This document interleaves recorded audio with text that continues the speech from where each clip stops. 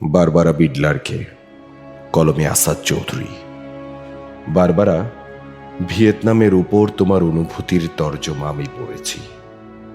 তোমার হৃদয়ের সুবাতাস আমার গিলে করা পাঞ্জাবিকে মিছিলে নামিয়েছিল। প্রাচ্যের নির্যাতিত মানুষগুলোর জন্য অসীম দরদ ছিল সে লেখায়। আমি তোমার ওই একটি লেখাই পড়েছি। আশীর্বাদ করেছিলাম তোমার সোনার দোয়াত কলম হোক। আমার বড় জানতে ইচ্ছে করে বারবারা, তুমি এখন কেমন আছো?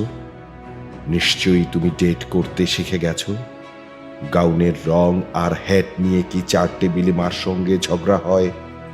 অনভ্যস্ত ব্রেসিয়ারের নিচে তোমার হৃদয়কে কি চিরদিন ঢেকে দিলে?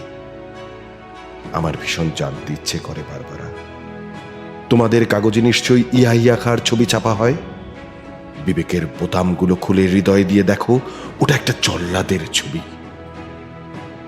15 লক্ষ নিরস্ত্র লোককে ঠান্ডা মাথায় সে হত্যা করেছে।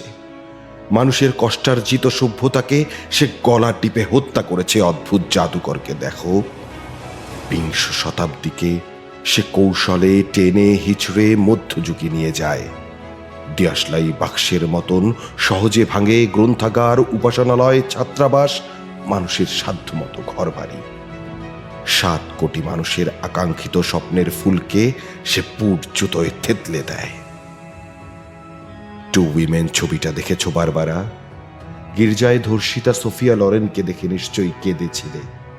আমি কাঁদিনি, বুকটা শুধু খা খা করেছিল। সোফিয়া লরেনকে পাঠিয়ে দিও বাংলাদেশে। 30,000 রমণীর নির্মম অভিজ্ঞতা শুনে তিনি শিউরে উঠবেন।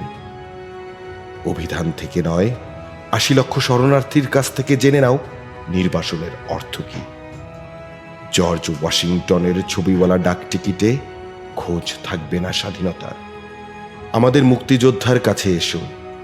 সাধু অ্যাবের মর্মর মূর্তিকে গণতন্ত্র আর মানবতার জন্য মালির ঘামে ভেজা ফুলের তোড়া দিও না।